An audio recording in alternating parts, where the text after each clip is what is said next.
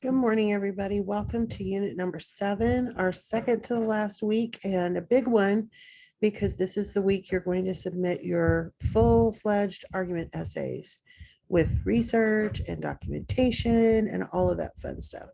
So let me, as usual, go ahead and share my screen. And we have some reading assignments, of course, as well as a discussion board. So for revising and editing, which is what we're looking at this week, we're going to be looking at the fact that revision is not the same as proofreading. So when you complete your draft, and revision, let's be honest, happens not only when you're completely finished with your draft, but most of us make changes as we go as well. So when we think about revision, I want you to think about 3 criteria for revising your papers. First of all, is it unified? Does it stick to the main point? In this particular case, of course, you are going to want to cover some of what the other side of your argument has to say, but it all needs to stick to that same argument. You don't want to bring in other issues, things of that nature. So when you're revising, if you look at your paper and you see that you've kind of gone off topic, that's what you need to work on for that aspect of it, for unity. Another aspect is development. Now, when we are writing papers, we want to try to think about not how long they have to be for an assignment, but how long they need to be to fully develop the idea. One of your classmates asked me a really good question by email this week, which was how many paragraphs should my argument essay be? And there's not a right answer to that. You will always, of course, have both an introductory paragraph and a conclusion paragraph. But what goes in between is going to vary depending on how many points you want to make. Maybe you want to spend a paragraph defining the issue. Maybe you want to spend one paragraph talking about what the other side has to say. But you want to have at least 2 or 3 or 4 strong reasons for your particular position, which means that at the very minimum, you're looking at 5 to 6 paragraphs. If you also add a background paragraph and a what the other side has to say paragraph, it could be 8, it could be 10. Really depends on how many points you have in your favor, reasons you have for making the argument that you have. So you're going to be reading about that. The last one is coherence. And coherence just means, does it make sense? This is a toughie because when we write something and then we go back and try to revise it, of course it makes sense to us. We wrote it, right? I always have at least one colleague take a look at my work if I'm sending something off for a conference, something along those lines. Even I do not catch all my coherence issues. So having someone else look it over to see if it flows properly, that sort of thing is absolutely super important. And it doesn't have to be a professional. Sometimes even just having a family member or a friend look over your essay and say, can you tell me if this makes sense? And of course, while they're looking at it, they can also help you with proofreading.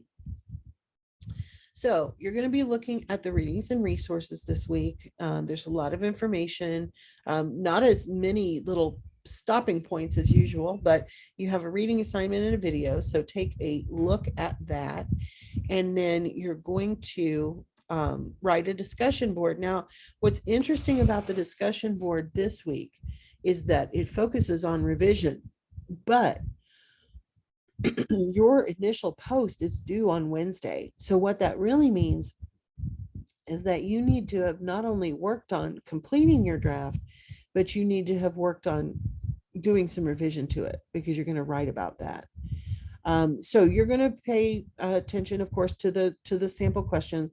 Some people really love revision. Other people prefer to just hand in what is required of them without revising or changing any of the assignment.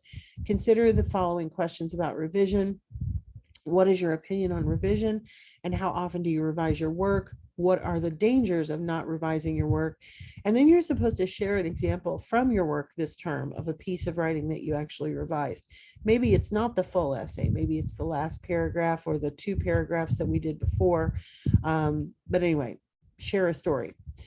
In response to your classmates, of course, review their opinions about revision and the revised piece of writing they shared. What about their opinion do you agree with? What is different about your approach, et cetera, et cetera. The big thing there is how to make this different is to pose a question about revision when you respond to one of your classmates. Then, of course, we have the argument essay. This is something you've been working on for weeks. So this is nothing new, but we do have a link to the full assignment again.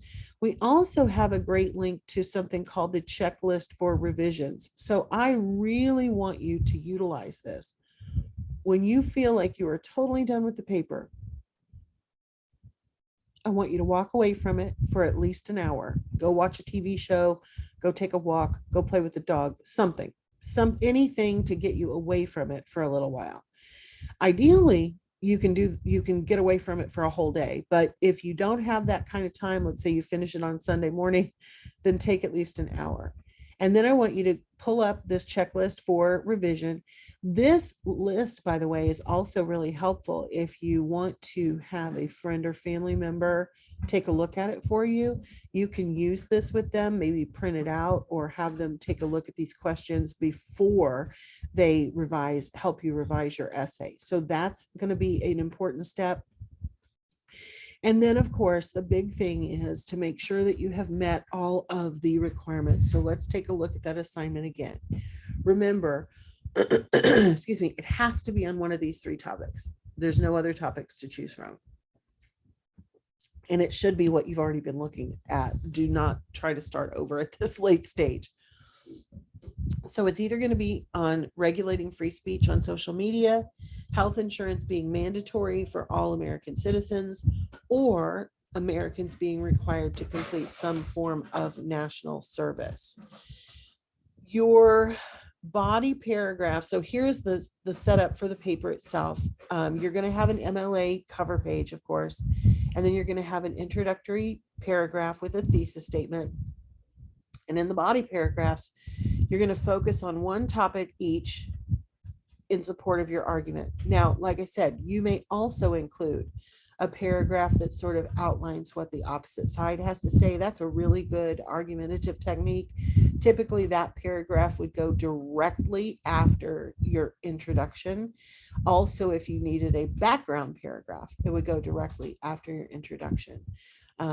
So those of you who are working on the service requirement, for example, one of the things you might want to do, and we talked about this when we were looking at your pro and con paragraph and your intros, is to define what that means, because in some countries it is always 100% you have to complete some military service, but there are countries that also have national service that is not military, and we're definitely not talking about a draft situation. This would not be something that is only done in times of war. It would be something that is done all the time, forever. So keep that in mind. You may need a definition type background paragraph. Those would come right after your introduction. And then you'll have at least 3 or 4 reasons or topics, ideas in support of your position. In those paragraphs, you will have 3 reliable and academic sources that you use. All of your sources should be library sources. You should not really be using any internet unless you just need something for background or something of those lines. And even then, it should be a reliable internet source. Do not cite Wikipedia in this paper. If you use it, you have to cite it, but there are so many better sources that you can use than that. You will typically want to include one piece of evidence in the body of each paragraph, just like you did in the paragraphs before, the pro-con assignment. You are not required to include a source about the counter argument, but you may if you want to. And like I said, I would put that in its own paragraph. With the evidence, with the research, you want a mixture of quotation and paraphrase. You have technically practiced both if you've done the previous assignments with all the requirements in them. Um, keep direct quotes fairly short with paraphrased information, make it clear where it starts, make it clear where it ends. And in all cases, of course, you have to have a parenthetical citation. It does talk about the pro-con paragraphs in your argument essay. You are certainly welcome to use that as a base. You need to revise them heavily, of course, and make sure that they meet the new requirements, but you can use that as a base. Once again, this is academic writing, so third person objective, no first person. We do not need you to say, I think, I feel, I see, I believe, I read, I researched. Leave it out. Okay. Um, and then, of course, you'll have a references page. Now, I'm going to tell you how I do papers. I do the references page before I ever start writing the essay. So as soon as I find a source I want to write, I want to use, I immediately put it on my references page. You want to pull the full APA citations from those library sources. They are created for you. You don't even have to worry about them. If you do use a website for background or something, I would check against the a website like scribber.com. I've sent that out to you guys before. So you have to have at least 3 cited pieces of evidence in this essay as well. Now, please look at the rubric ahead of time. I'm not going to read it to you, but this is what I have to use. I have no choice. This is what I have to use for your grade. So let's just take something super simple like paper length. If your paper is only 1 page, you cannot get more than 7 points. If your paper is less than a page, you cannot get more than 5 points. If you go crazy and write too much, you can actually score lower than if you don't. So when you look at this rubric and you see that the highest possible score is 3 to 4 pages, what that means is the essay itself, not the cover page, not the references, but the essay itself is at least 3 full pages. You have to have at least 3 full double space pages in order to score a 9 or a 10. So use the rubric before you start and after you finish to verify that you have completed everything the way that it needs to be done. When you are ready to submit it, of course, you click on the link and you have to use the file. They won't let us adjust anything. I wish this button wasn't even here. I feel like that's a big part of why people have not been submitting documents, but you will browse your local files, you will choose the appropriate file, and you will submit it that way. You also, of course, have to agree to submit your paper. When you're done, you click submit and you are ready to go. And then week 8, I'm not going to stress you out about it. Don't worry about it too much, but there is a discussion board and a little assignment. You will be fine. Everything is wonderful. So if you need help this week, please let me know. I am here to help, and I will hopefully, I will for sure see you back here next Monday if I do not talk to you before then. So everybody have a great day. Take care, and happy argument essay writing.